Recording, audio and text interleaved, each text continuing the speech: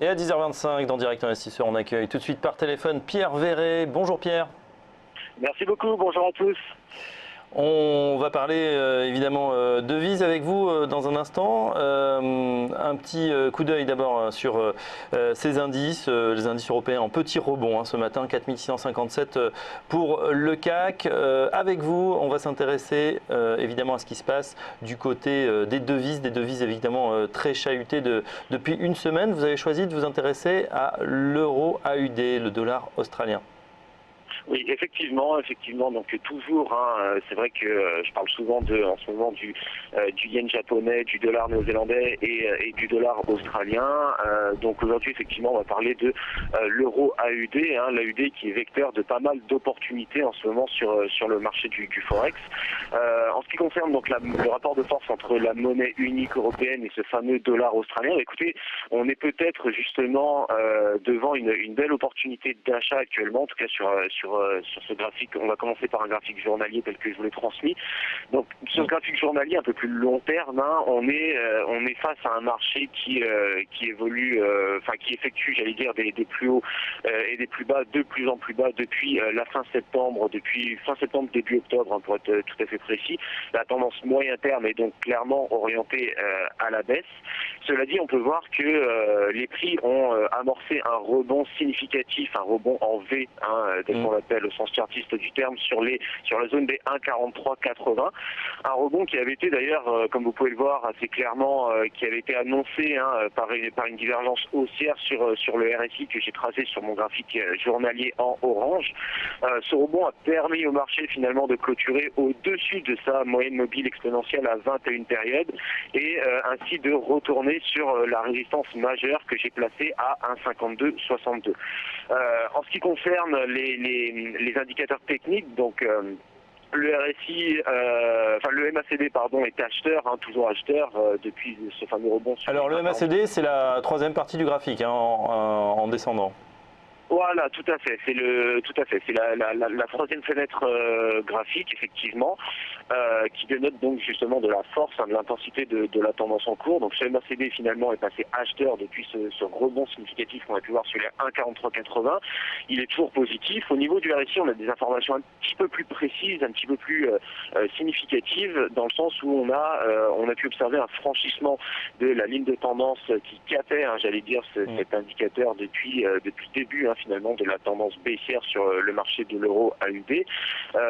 On a pu constater également un retour en zone d'achat pour la première fois depuis le début, encore une fois, de ce trend baissier sur les prix. On a finalement à très court terme un marché, donc des prix qui évoluent en trading range de court terme. En se basant sur ce graphique journalier exclusivement, donc c'est vrai que, comme je l'ai dit, comme vous l'aurez compris, je pense que j'ai clairement un biais haussier depuis le fameux rebond sur le 1,4380. À l'heure actuelle, on a une petite figure de consolidation qui est en train de s'inscrire entre la zone des 1,5262 et 1,4963, 1,50 pour la zone de prix psychologique. J'anticiperais une position longue si on était amené à observer un franchissement des prix au-dessus de R1, donc au-dessus de 1,5262, ou bien un rebond assez fort sur la zone de S1 à 49,63. Maintenant, si vous le voulez bien, on va passer un petit peu plus dans le détail et observer un graphique en 240 minutes. Donc à travers le graphique, on peut très clairement voir cette fameuse zone de congestion, de consolidation dont j'ai précédemment parlé sur le graphique journalier. On a donc un marché qui effectue des creux de plus en plus hauts et des sommets de plus en plus bas, ce qui dénote clairement d'une consolidation de ce marché-là.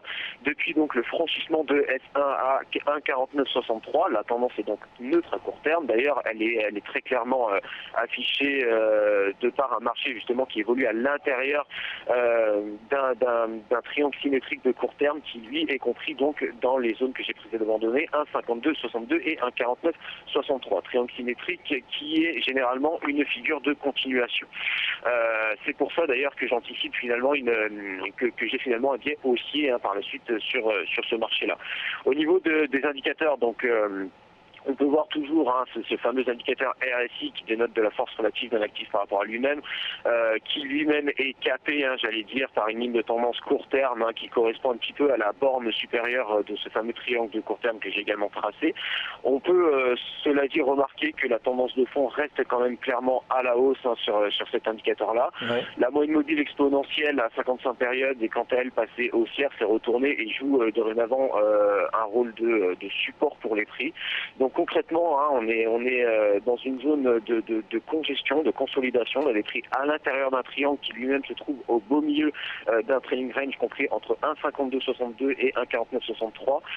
Il va de soi que dans cette configuration-là, en tout cas pour les traders à très court terme, j'aurais pas forcément de recommandations soit d'achat, soit de vente à faire tout de suite, en tout cas sur ce graphique en 240 minutes, étant donné que finalement les prix se tradent au beau milieu de ce trading range et que j'aime pas forcément prendre des positions lorsque les prix se trouvent au beau milieu comme ça d'une zone de consolidation d'un trading range assez étroit. Donc voilà, j'anticiperai une position d'achat encore une fois dès lors que j'aurai une clôture au-dessus bien évidemment des 1,5262 pour les traders assez prudents, j'allais dire assez conservateurs.